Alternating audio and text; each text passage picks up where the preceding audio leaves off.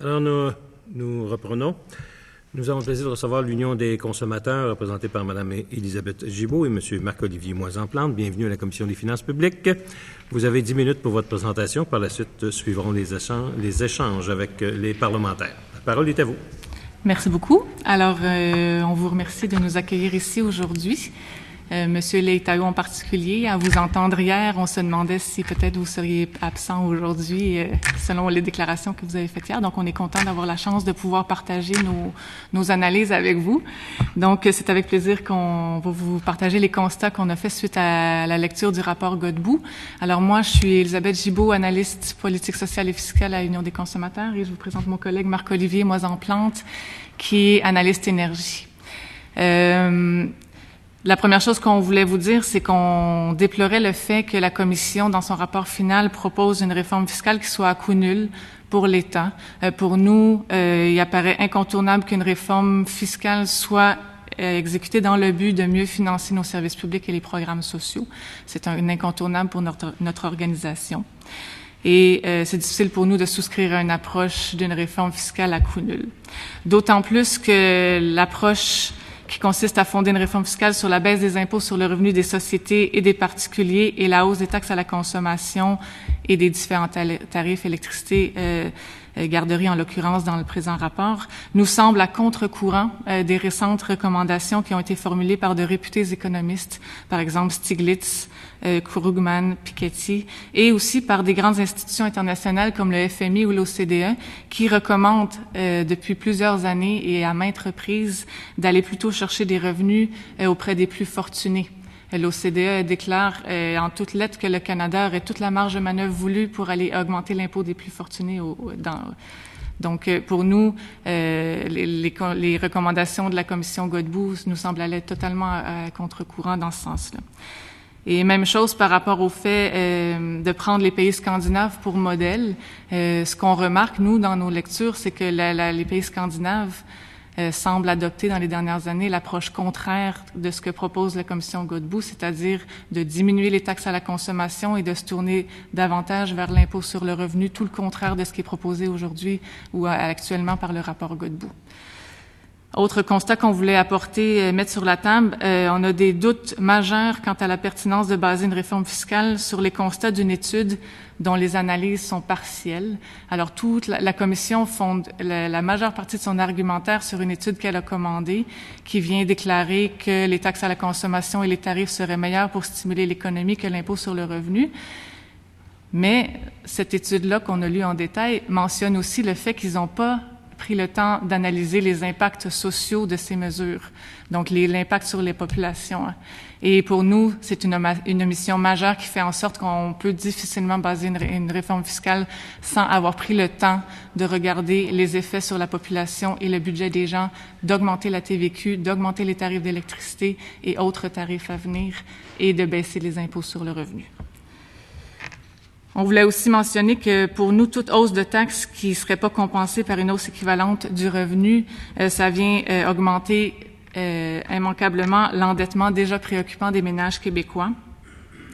Les données statistiques nous montrent que les ménages des 3 premiers quintiles, soit 60% des ménages québécois, dépensent déjà tout ou plus que leur revenu disponible. Donc, l'endettement est déjà assez préoccupant et pour nous, une hausse de TVQ, c'est-à-dire ça équivaut à une hausse sur des biens essentiels qui vont aboutir en une hausse de l'endettement pour les ménages. Enfin, un petit mot sur le bouclier fiscal avant de passer à l'électricité, au tarif d'électricité. Notre analyse du bouclier fiscal nous semble indiquer que la durée d'application ne soit pas assez longue pour constituer un incitatif au travail assez efficace. Donc, ça sera seulement la première année où le revenu d'un ménage augmente pour que le ménage puisse profiter du bouclier fiscal. De même, le montant qui est retourné au ménage nous semble insuffisant. Donc, on recommanderait d'allonger la durée d'application et d'augmenter les montants pour le bouclier fiscal. En ce qui concerne les tarifs d'électricité, je cède la parole à mon collègue Marc-Olivier. Oui, bonjour. Je vais vous parler des tarifs d'électricité. La Commission fait 2 recommandations à cet effet-là. Dans le contexte actuel, les tarifs d'électricité ont été... il y a eu un branle-bas de combat là, depuis plusieurs années puisque les tarifs d'Hydro-Québec ont augmenté beaucoup plus vite que l'inflation. Conjugué aux hivers froids qu'on a eus, ça a amené beaucoup de ménages dans une impasse financière. En 2014, il y a eu 288 000 ménages qui ont dû prendre d'une façon ou d'une autre une entente de paiement avec Hydro-Québec pour acquitter leurs factures. C'est une progression de 45 % par rapport à 2013. Un record de débranchement, malheureusement. En 2014 également, 62 000 ménages. Je pense que le ministre des Ressources naturelles a émis un décret enjoignant Hydro-Québec à ramener les hausses de tarifs à l'inflation dans son plan stratégique qui doit être déposé cet automne. Alors, dans ce contexte-là, on trouve que l'idée de la Commission d'augmenter le tarif patrimonial, ce qui aura un impact majeur sur la facture d'électricité des Québécois, est une idée téméraire. Et un moment qui est vraiment mal choisi. Aussi, pour nous, l'électricité, c'est un service essentiel. Ça frappe plus durement les plus démunis, mais aussi la classe moyenne. Nous, ce qu'on appelle les ménages à budget modeste, qui n'ont pas accès à des ententes de paiement spécifiques avec Hydro-Québec. Donc, souvent... sont laissés à eux-mêmes pour faire face aux hausses de tarifs d'hydro. Ils n'ont pas les moyens d'isoler leur maison convenablement ou ils ne sont pas propriétaires. Il y a une autre mesure aussi de la Commission, une taxe à la surconsommation d'électricité. Pour nous, ça, c'est basé sur un sophisme, lequel étant que les Québécois surconsomment l'énergie. La Commission n'a pas documenté d'où provient ce constat. Pourtant, nous, quand on vérifie dans les données de Ressources naturelles Canada, au contraire, le nombre l'intensité énergétique par ménage, la quantité d'énergie qu'un ménage utilise, en moyenne, au Québec, est beaucoup plus faible que dans le reste du Canada. Donc, on dirait que c'est une réponse à un problème qui n'existe pas. Et pour ce qui est du bloc patrimonial, la Commission justifie ça, d'après nous, avec un autre sophisme, à l'effet que, les tarifs d'électricité d'Hydro-Québec sont plus bas que la plupart des autres juridictions nord-américaines. Donc, ça sous-entend qu'il y a un rattrapage à faire. Mais c'est pas la statistique pertinente à regarder. Quand on regarde le budget d'un ménage, ce qu'il faut regarder, c'est le poids de sa facture d'électricité ou d'énergie en général, dans son budget. Dans les autres juridictions nord-américaines, en général, la température est beaucoup plus clémente qu'au Québec. On chauffe pas beaucoup l'hiver quand on chauffe. Et dans beaucoup d'autres juridictions, si on chauffe au gaz naturel qui est beaucoup moins cher. Donc, quand on regarde les données qui proviennent de Statistique Canada en pourcentage, la dépense d'énergie après taxe, en pourcentage du budget des ménages, mais encore une fois, on se rend compte que le Québec est dans la moyenne et même un petit peu en haut. Donc, on dépense légèrement plus en ce moment pour notre énergie. Donc, augmenter les tarifs d'hydro, encore une fois, ça serait... la réponse à un problème qui n'existe pas. Donc, on vous recommande de ne pas adopter ces mesures ou de s'y opposer. Alors, merci. Voilà, merci. Alors, merci de votre présentation. Monsieur le ministre, la parole est à vous. Très bien. Monsieur le Président, merci. Alors, bonjour. Merci d'être là. Je n'ai pas trouvé ça tellement élégant de dire que penser que je ne serais pas présent aujourd'hui. On est en commission parlementaire. Bien sûr qu'il va être là. Je vais laisser à mon collègue la chance de poser des questions.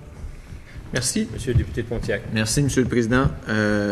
Merci pour votre présentation et d'être avec nous aujourd'hui. J'ai trouvé quelques éléments de ce que vous venez de dire particulièrement intéressants, notamment quand vous faites référence à la tendance chez les économistes et vous dites que ce que le rapport Godbout propose est en quelque sorte à contre-courant.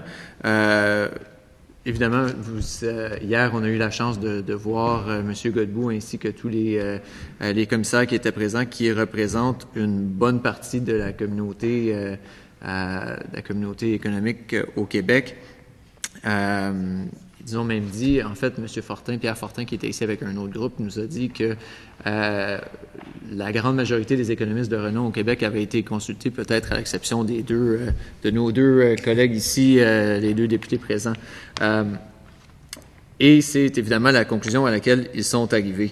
Bon, on peut en débattre, mais il y a certains points que vous avez faits par le passé, par exemple, que je trouverais intéressant d'analyser. Vous avez, par le passé, présenté des suggestions quant à l'augmentation des paliers d'imposition, l'augmentation du nombre de paliers d'imposition. Évidemment, le rapport de M. Godbout parle de passer de 4 à 9 paliers d'imposition, en ajoutant évidemment des paliers d'imposition pour les gens à plus faible revenu. Vous en avez parlé d'en ajouter à l'autre extrême également. Donc, j'aimerais savoir, pour vous, l'ajout de paliers d'imposition pour des gens à faible revenu, ce qui leur permettrait d'avoir un taux d'imposition plus bas, qu'est-ce que ça vous dit? Donc, pour nous, l'approche, on a souligné justement la valeur de l'idée d'augmenter la progressivité en multipliant le nombre de paliers d'imposition. Ce qu'on déplorait, c'est que ça soit fait dans l'optique, non pas d'aller chercher des nouveaux revenus, mais d'aller compenser pour d'autres mesures qui allaient être faites. Et la proposition qu'on fait en collaboration avec la coalition opposée à la tarification et à la privatisation des services publics, c'est 11 paliers, mais on s'obstinerait pas longtemps sur 8, 9, 10, 12 paliers. C'est pas l'objectif, c'est pas tellement le nombre de paliers, mais c'est l'idée d'aller chercher des nouveaux revenus. Et ça nous permettrait d'aller récolter $1 milliard selon les paliers que nous, on proposait avec la coalition tarification. Et on met souvent de l'avant le fait que ces 11 paliers d'imposition permettraient une baisse d'impôt pour 94% des contribuables. Donc, on n'irait pas alourdir le fardeau fiscal pour les contribuables. On allège pour 94% des contribuables et on va chercher auprès des plus fortunés davantage de contributions. Merci. Si un des objectifs que vous avez, évidemment, c'est la réduction du fardeau fiscal de cette grande majorité des contribuables-là, j'imagine que vous avez vu les chiffres que M. Godbout a présentés en disant lui-même qu'une grande partie de la population aurait plus d'argent dans ses poches à la fin de la journée avec le rapport Godbout. Alors, qu'est-ce qui vient vous faire dire que c'est pas la solution préconisée? On a du mal à croire la prétention que le rapport Godbout donnerait plus d'argent dans la poche des contribuables. Si on considère juste le fait que 40% des contribuables à l'heure actuelle n'ont pas de revenus suffisants pour payer des impôts, évidemment que ces gens-là profiteront pas des baisses d'impôts, mais vont subir de plein fouet les hausses de tarifs d'électricité, les hausses de TVQ. Donc, je sais pas, juste en regardant cet exemple-là, on voit tout de suite que c'est pas loin d'être tout le monde qui profiterait de ces mesures-là. Plus d'argent dans les poches, là, non. On est souscrit. Monsieur le député. Merci. Parlons-en alors des tarifs, justement, des tarifs d'électricité, entre autres. Vous avez, au cours de votre présentation, là, vous avez fait le point sur cette proposition-là.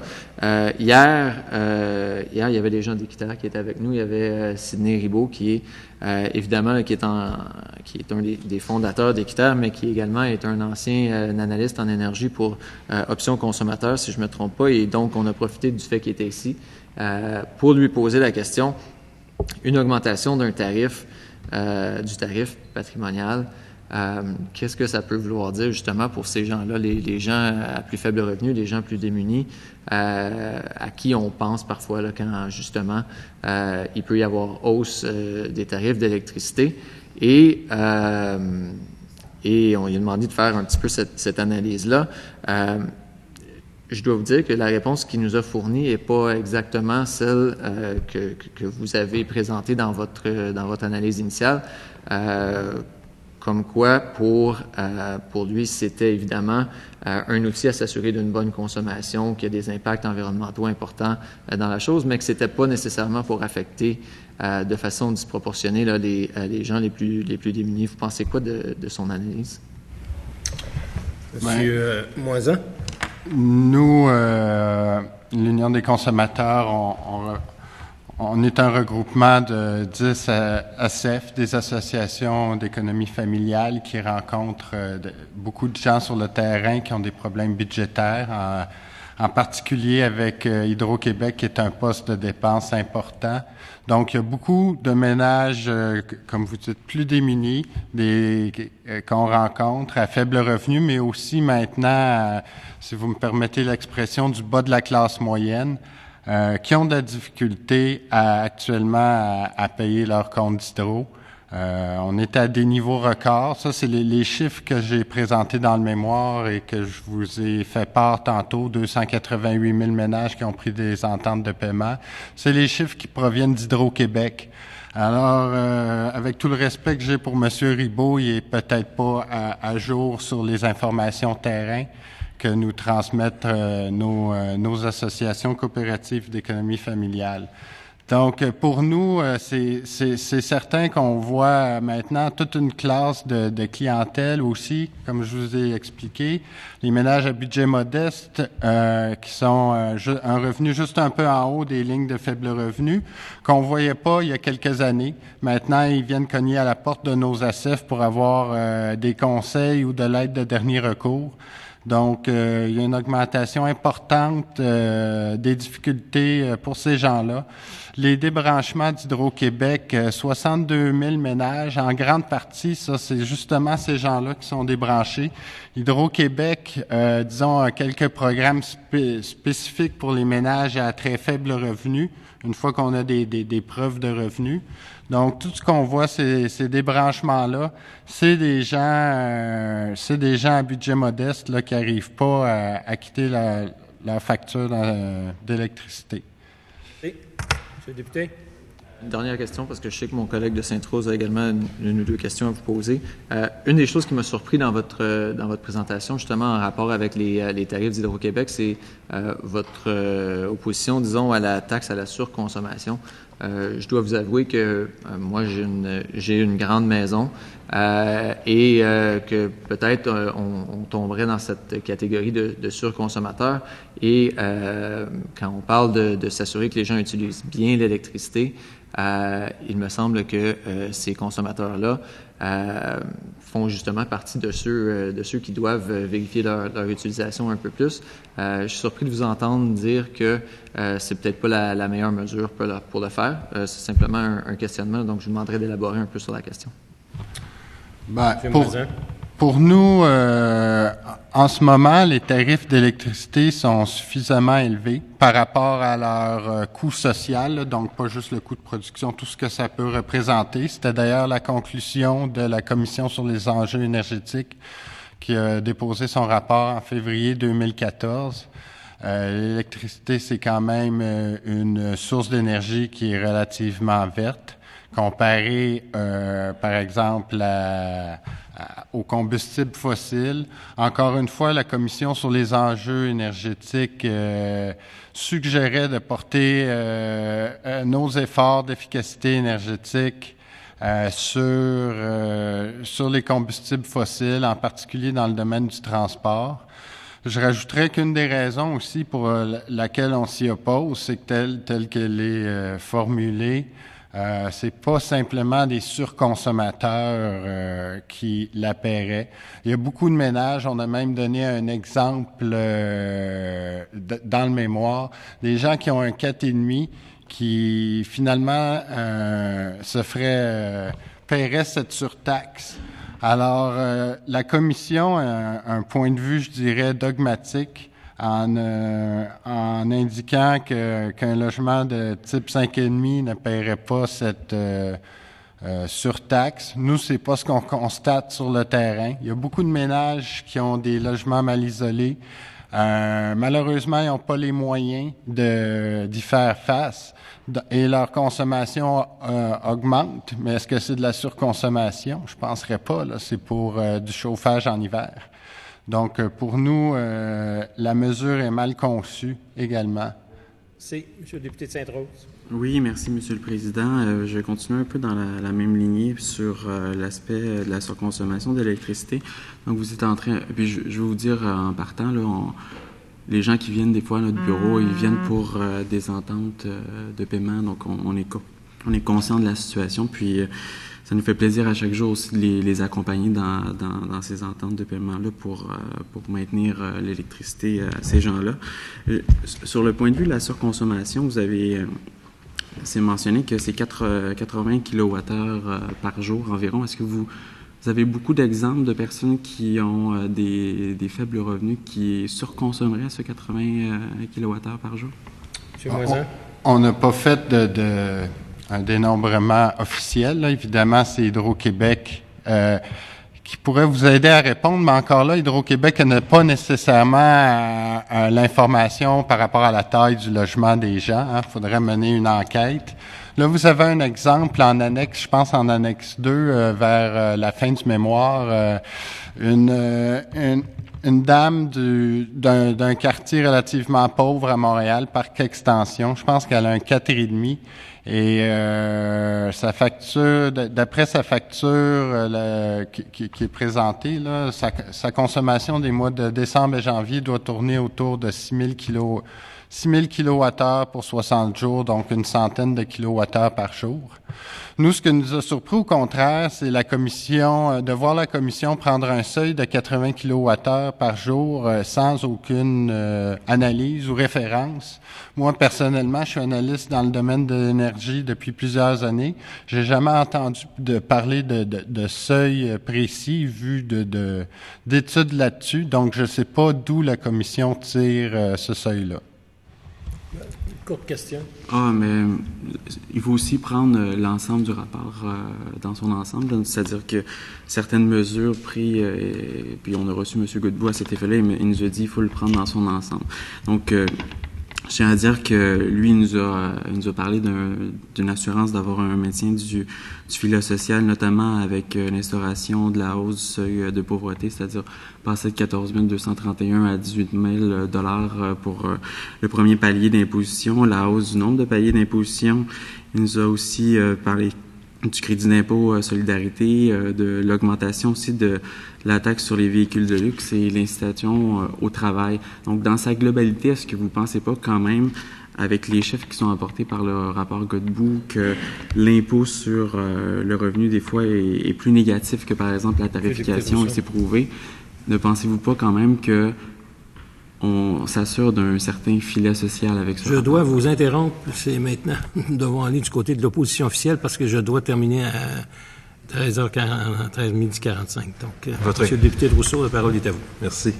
Votre question comportait trop de propositions subordonnées et ça vous a joué un tour.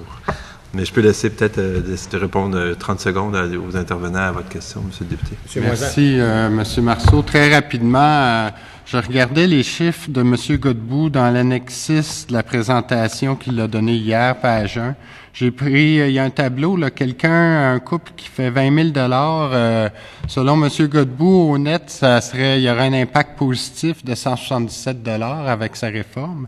Malheureusement, on voit, par exemple, qu'il y a une prime au travail là-dessus de 311 $. Donc, moi, ma compréhension, c'est qu'un couple qui aurait un revenu de 20 000, mais que ça soit pas un revenu de travail, n'aurait pas accès à la prime au travail, déjà, serait dans le négatif. Et ça ne comprend pas les hausses de taxes ou de tarifs sur l'électricité, par exemple.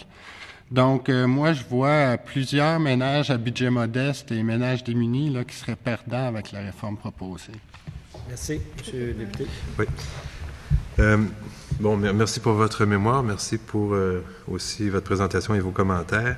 Peut-être un aspect qui n'a pas été abordé spécifiquement, puis que j'ai soulevé à quelques reprises depuis le début des travaux, c'est la question des aînés qui, dans le passé, donc, je rappelais simplement le fait que les personnes qui sont arrivées à l'âge de la retraite ont, lorsqu'ils étaient travailleurs, payé des impôts sur le revenu relativement élevé et des taxes à la consommation relativement faibles. Et là, on leur dit, après leur vie de travail, maintenant, on change le monde et on va baisser les impôts sur les revenus, puis on va taxer plus la consommation. Évidemment, ils sont perdants dans le processus. J'aimerais juste, vous qui connaissez bien effectivement les aînés, surtout ceux qui ont plus de difficultés financières là, à travers vos ACEF, là, peut-être nous dire comment vous pensez que ça va être reçu parmi les gens chez vous. Madame Gibault. Mais écoutez, on voit déjà de plus en plus de ménages qui viennent cogner aux portes des ACEF. C'est ce qu'on nous rapporte année après année. Donc, tout ce qu'on entrevoit, c'est une situation qui va empirer, entre autres, pour les aînés. Et quand on parlait du filet social tout à l'heure, les crédits d'impôt à l'heure actuelle sont pas suffisants pour combler les besoins. Donc, je suis allée faire les calculs sur la petite calculette de Revenu Québec hier pour le crédit d'impôt pour solidarité. Un ménage qui gagne 50 000 $ à l'heure actuelle de revenu familial avec 2 enfants reçoit 36 $ par mois de crédit d'impôt pour solidarité. Et ça, c'est supposé compenser la TVQ et l'impôt foncier. Et à 60 000 $ de revenu familial pour 2 adultes, c'est 0 $. Donc, je sais que le rapport Godbout propose de bonifier ces crédits d'impôt-là, mais on aurait aimé voir dans le rapport des projections pour voir si on hausse le taux de 1%, de combien devrait-on bonifier les crédits d'impôt. Donc, justement, par rapport aux aînés, les aînés seront comme tous les autres ménages à faible revenu et moyen revenu. Ils vont être pénalisés de plein fouet par ce qui est proposé. Hausse de TVQ, hausse de tarifs d'électricité et pour 40% des contribuables, aucune baisse d'impôt. On voit mal comment les Québécois pourraient s'en tirer gagnants. Monsieur le député. Puis il y a aussi, c'était peut-être le point sur lequel j'entends très bien ce que vous dites, là, puis il y a aussi le fait qu'on change les règles du jeu là, en cours de route. Évidemment, chaque changement fiscal, ça crée des perdants et des gagnants. J'ai tenté d'en convaincre mes collègues depuis hier. Et on n'a pas l'identité des perdants parfaitement dans le rapport, malheureusement. Là. Mais quand on change les règles du jeu, en particulier, il y a des gens qui gagnent et puis il y a des gens qui perdent. Et dans ce cas-ci, les aînés, moi, ça me paraît être des perdants très, très clairs, là, beaucoup plus que d'autres contribuables. Peut-être juste en complément de réponse à Mme Gibault, c'est l'intuition que j'avais aussi. Quand je regarde les tableaux présentés par M. Godbout, quasiment tout le monde gagne. Évidemment, on cherchait les perdants. C'était un peu ma première intuition, là, que ça serait les aînés, dans le fond, qui paieraient les baisses d'impôts. Je pourrais rajouter rapidement, vu que je suis dans l'électricité, les aînés passent la journée à la maison, donc ils chauffent plus, sans compter que ils peuvent mettre la température peut-être un peu plus élevée pour toutes sortes de raisons. Donc, ça va leur faire d'autant plus mal et malheureusement, ces impacts-là, c'est pas présenté dans les calculs du rapport. Donc. Merci. Monsieur le député. Très bien. Par ailleurs, vous avez soulevé, puis je trouvais ça, vous êtes les seuls d'ailleurs qui l'avaient fait, là, et puis ça témoigne de la lecture méticuleuse que vous avez faite de la documentation disponible. Vous avez noté que lorsqu'on parle là, du concept de coût marginal des fonds publics, là, que ce concept-là peut être enrichi par les aspects redistributifs. Et effectivement, parce qu'il y a 2 piliers, là, dans le fond, sur lesquels s'appuie le rapport. Il y a le modèle d'équilibre général calculable, dont on a parlé abondamment ici en commission, puis il y a le concept de coût marginal des fonds publics qui a été entre autres, exploré par des économistes Darby et Ferredet. Puis effectivement, dans une conclusion de leur travail, ils disent effectivement les coûts marginaux des fonds publics qu'on utilise, qui ont été utilisés beaucoup par le député de Sainte-Rose dans ses questions auparavant, on pourrait les ajuster pour tenir compte des impacts redistributifs. Ça n'a pas été fait par les auteurs, mais ça pourrait être fait. Je vais juste vous laisser ajouter à ça. Mme Gibault.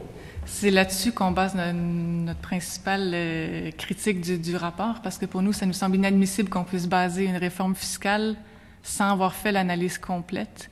Et là, les auteurs l'admettent eux-mêmes en remettant leur rapport à la commission, mais la commission, dans son rapport final, a omis toute cette partie-là, n'a gardé que les conclusions à l'effet que les tarifs et les taxes à la consommation seraient meilleurs pour stimuler l'économie.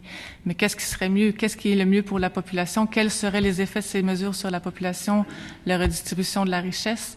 On ne le sait pas. Les auteurs même disent que un impôt qui serait supporté principalement par les pauvres comporte un coût social élevé. Ça, ce sont les mots mêmes des auteurs Ferredet, Dalby et compagnie. Donc voilà, pour nous, c'est sur cette base-là qu'on dit qu'on ne peut pas aller de l'avant avec cette réforme fiscale-là pour le fait qu'elle soit faite à coup d'huile sans perspective de mieux financer nos programmes sociaux et parce qu'il nous manque des données extrêmement importantes pour savoir quel serait l'effet concret sur les ménages québécois de cette réforme fiscale-là annoncée. Monsieur le député Rousseau. Toute dernière question très rapide. Je veux juste être certain de bien comprendre. Donc, le bouclier fiscal, vous dites qu'il a un effet temporaire, mais là, ça, c'est un peu la nature de la machine. Là.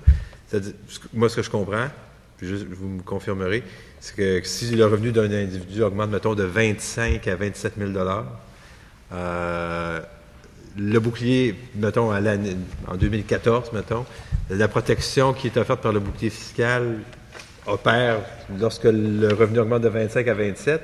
Évidemment, si le revenu du contribuable demeure à 27 pour la suite, évidemment, l'année suivante, il n'y a pas de... Enfin, la protection demeure, mais il n'y a pas d'amélioration de la protection. Vous suggérez que ça soit étalé, que ça dure plus longtemps ou... On aurait souhaité voir une analyse à l'effet d'un bouclier fiscal qui soit appliqué sur 1 an, 2 ans ou 3 ans. Quel serait l'effet sur l'incitation au travail? Parce qu'il nous apparaît qu'1 an ne sera pas suffisant pour permettre à un ménage de se remettre en emploi, de reconsolider son budget et tout. Et en plus, quand on regarde les montants qui sont octroyés, c'est pas des montants qui sont très élevés. Donc ça aussi, il nous manquait d'éléments d'analyse dans le rapport pour essayer de voir est-ce que le montant est suffisant d'après les analyses qui sont faites pour inciter un ménage à demeurer en emploi. On regardait pour une hausse de revenu de travail de 1 000 $, nos calculs nous montrent que ce serait 180 $ de plus par année qu'un ménage, pas seulement un contribuable, un ménage recevrait. Est-ce que 180 $ par année de plus, c'est vraiment ce qui permet à quelqu'un de se réinsérer en emploi? Merci. Monsieur le député de Beauce-Nord. Merci, Monsieur le Président. Bienvenue à Mme Gibault et Monsieur Moisan-Plante. Vous avez, c'est un rapport assez complet parce que vous avez une foule de statistiques qui m'interpellent beaucoup. Et la principale, on en parle depuis tantôt et j'en ai parlé souvent, Hydro-Québec. Et les tarifs d'Hydro-Québec. Moi, j'ai dit... J'avais déjà dit dans une autre commission parlementaire que j'ai toujours pensé qu'il y avait Dieu et Hydro-Québec. À l'autre commission parlementaire, j'ai dit qu'il y avait Dieu, le président du Conseil du Trésor et Hydro-Québec. Et je le maintiens. Excusez-moi, Monsieur le ministre des Finances, mais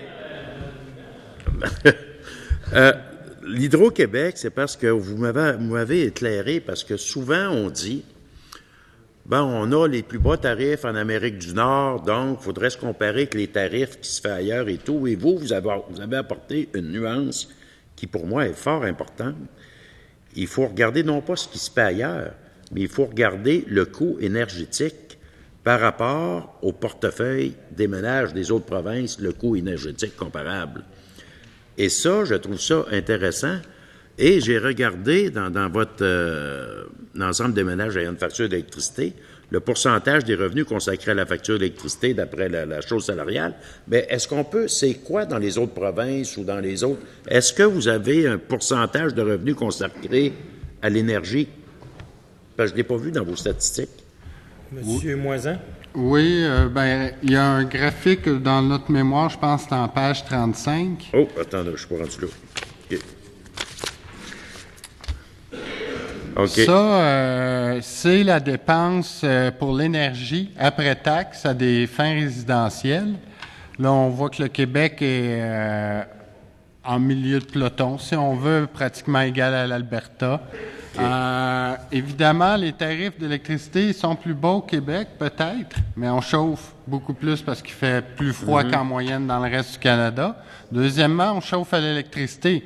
Ça, c'est spécial qu'on ait un climat aussi froid et qu'on chauffe à l'électricité. Normalement, le gaz naturel est moins cher pour chauffer. C'est ce qu'on utilise en Alberta majoritairement, même au Manitoba et en Colombie-Britannique, même si on a des ressources hydroélectriques, il y a beaucoup de ménages qui vont chauffer au gaz. Donc, leur facture d'énergie... la facture d'énergie va être... Mais ça comprend le gaz, ça aussi. Oui, quand vous parlez de facture énergétique, OK. La plupart, c'est ça. La plupart des ménages, par exemple, en Alberta, vont chauffer au gaz et, l'électricité pour l'éclairage, évidemment, puis les électros. Mais la facture finale d'énergie en proportion de leur budget va plus élevée que le Québec. Même si leur tarif d'électricité peut être beaucoup plus élevé, mais ils l'utilisent beaucoup moins. Donc, simplement s'en tenir au niveau des tarifs, c'est une analyse qui est complètement incomplète. Puis je rajouterais aussi qu'il y a beaucoup de juridictions dans lesquelles l'électricité à des fins résidentielles est traitée différemment d'un niveau soit taxation ou aide gouvernementale. En Colombie-Britannique, il n'y a pas de taxe provinciale sur soit l'électricité ou le gaz au niveau résidentiel. Ça ne leur empêche pas d'avoir une taxe sur le carbone là, qui va jouer, mais on considère que c'est un bien essentiel et on ne taxe pas ça. En Ontario, en ce moment, il y a une remise de 10 sur la facture finale des usagers pour l'électricité, encore une fois pour aider les ménages à payer, des programmes à grande échelle. Alors, tout ça fait en sorte que ça explique un peu l'apparente contradiction entre les tarifs les plus bas ou parmi les plus bas et des records de débranchement, des ententes de paiement qui atteignent des nouveaux records au Québec. J'ai vu le graphique. Une autre chose qui m'a surpris, que vous avez dit, j'ai pas vu de statistiques, mais j'aimerais ça que vous élaboriez un peu plus. Les trois quintiles, c'est-à-dire 60% des ménages dépensent plus que leur revenu disponible. Où avez-vous, je sais pas, vous prenez ça où? 60% des ménages, c'est quand même énorme, c'est la majorité des ménages au Québec, ça. Oui, donc c'est Madame des statistiques Gibault. fiscales, c'est une statistique fiscale qui est tirée d'une étude de l'IRIS. La référence est dans la recherche et dans le mémoire. Je vais essayer de vous la retrouver. Et oui, on avait les tableaux qui démontraient clairement que les 3 premiers quintiles, donc les quintiles avec les plus faibles revenus, Oui, évidemment. avaient dépensé tout ou plus que leur revenu disponible à l'heure actuelle au Québec. Donc, ça nous donne un petit peu une idée de la marge de manœuvre qu'on a pour augmenter les taxes et les tarifs qui vont aller directement, selon nous, augmenter l'endettement des Et donc, ménages. les baisses d'impôts ne les toucheront pas nécessairement. Bien, pour 40 autant. de ces contribuables-là, les baisses d'impôts les toucheront pas du tout, alors qu'ils vont subir de plein fouet les hausses de taxes et tarifs. OK. Oui. Donc, merci de votre participation, Mme Gibault, M. Moisan-Plante, à la Commission des finances publiques. Je remercie également tous les groupes qui ont participé ce matin, les parlementaires et le personnel de l'Assemblée nationale qui nous ont assistés dans nos travaux. Je lève la séance et la Commission ajourne ses travaux au jeudi 10 septembre, 9h30.